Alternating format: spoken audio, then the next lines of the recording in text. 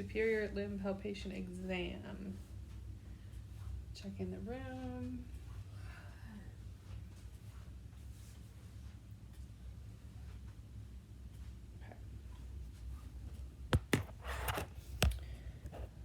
So we're going to start by palpating our 5 muscles, which is the rhomboid major, trapezius, the infraspinatus, the serratus anterior, and the biceps brachii.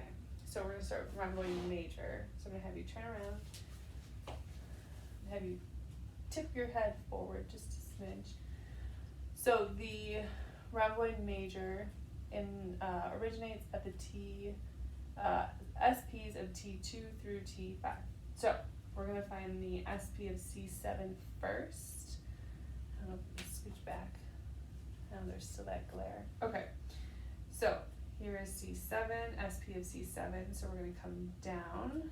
Here's the SP of T1. Come down, SP of T2, which is where we want to start. Come down, SP of T3, SP of T4, and the SP of T5. Yeah, there you go. So there we go. You're gonna have to stay right like that for the glare.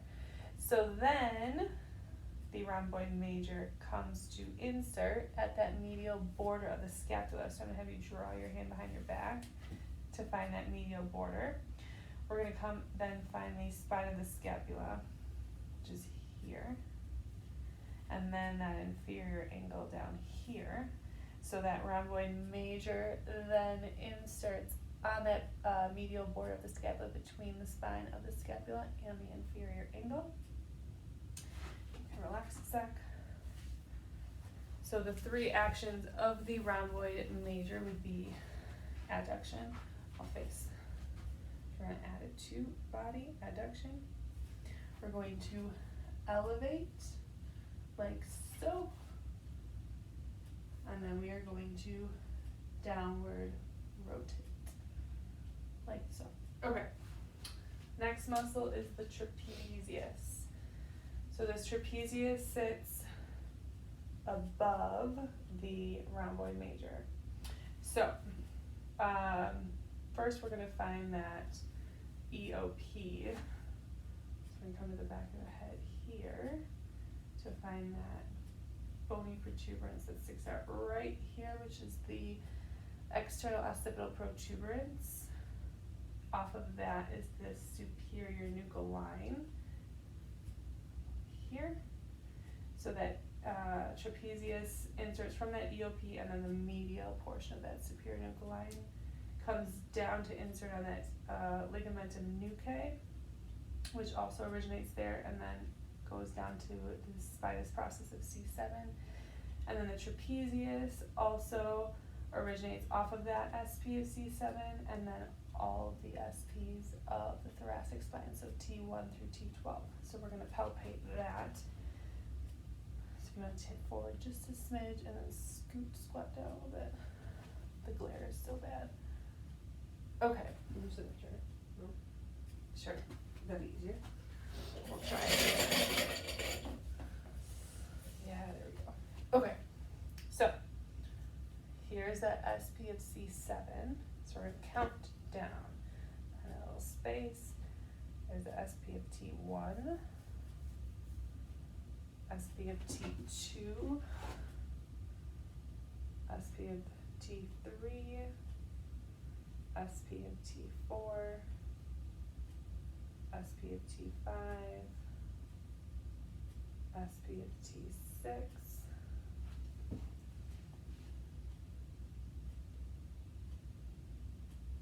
SP of T7, SP of T8, SP of T9. Braw's kind of in the way. We'll go with 11 down here,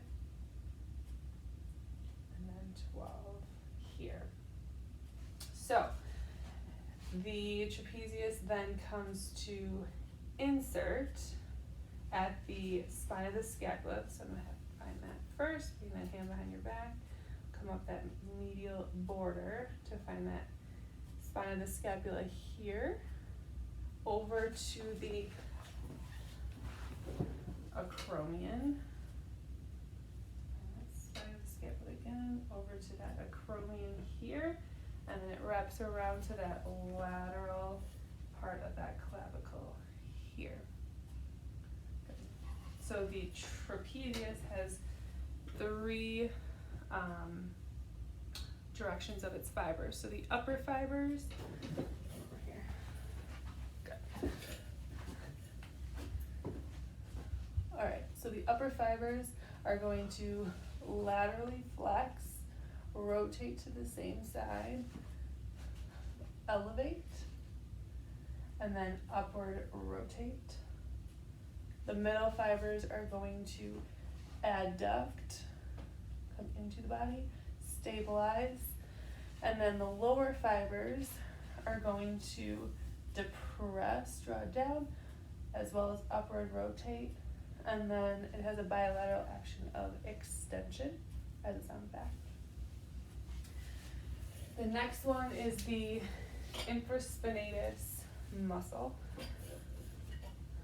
So I'm going to have my client draw her hand behind her back again to find that medial border, an inferior angle, as well as that lateral border here. We're going to come up that medial border to find that spine of the scapula here. So spine of the scapula, medial border, inferior angle, lateral border. In between my hands sits the origin of this muscle, which is the infraspinous fossa, and then the insertion of this muscle is the greater tubercle of the humerus. So turn around here. So we're going to find, or actually walk our hands on that spine of the scapula over to the acromion, and then drop just inferior to that. So one of the actions would be lateral rotation. So I'm going to do lateral rotation to see if I'm on that greater tubercle, and it is moving beneath my thumb, so I know that I am on it. So as we said, lateral rotation is one action, adduction, and then also stabilization.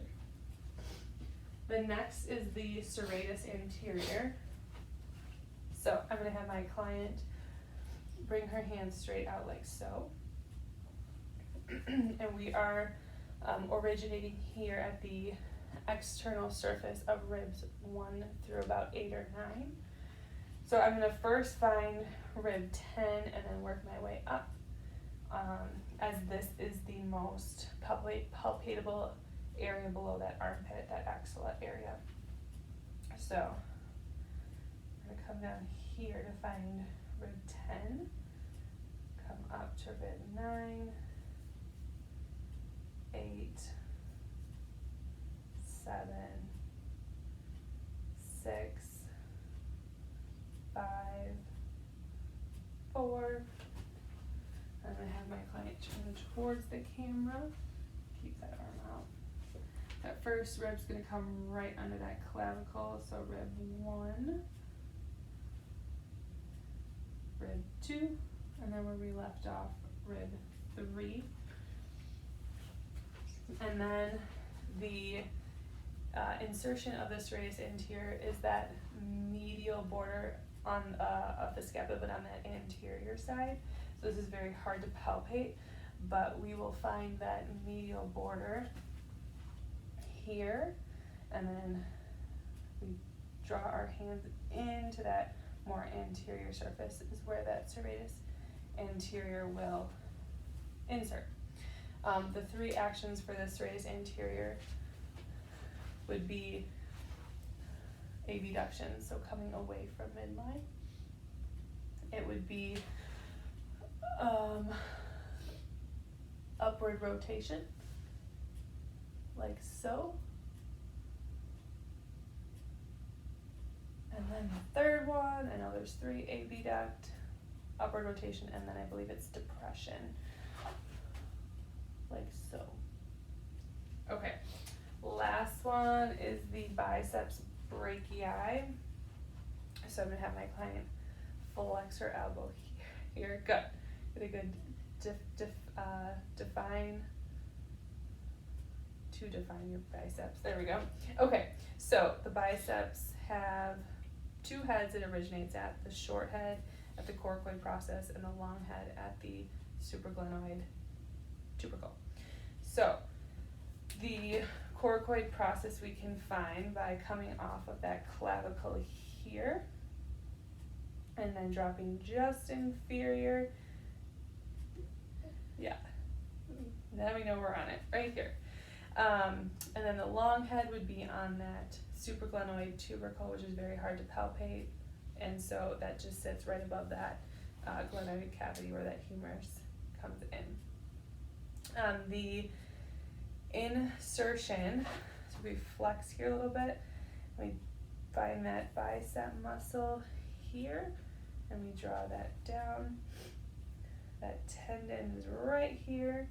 We kind of come into that intercubital area, and then we kind of lose that tendon into that radial tuberosity that sits on that radius, and then also inserts at the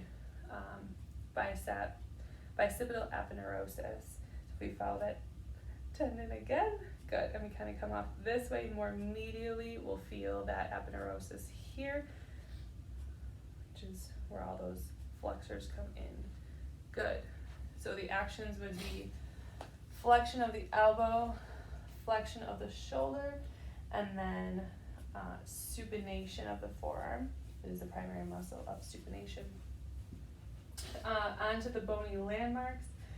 So the first one we'll do would be the inferior angle of the scapula, which we've kind of touched on, but drawing that hand behind my client's back to find that medial border, and we're going to track that down to that inferior angle here, lateral border coming up. So right here is that inferior angle of the scapula. The next one would be the lateral epicondyle of the humerus. So I'm going to shake hands with my client here and then track my hand to find that bony prominence here, which is that lateral epicondyle. I'm also going to have my client flex her elbow coming towards that camera. So this main bony prominence here is that olecranon process, which we need to find. And then if you move laterally, we'll be, on that lateral epicondyle, which is right here. Next would be the styloid process of the radius. So I'm going to have my client bring your arm down here. We'll turn in. So we're going to follow that radius down, which is on that thumb side, like so, until we hit that bony protuberance here. Track that again here. There we go. And then we find that styloid process of the radius. Let's see this look.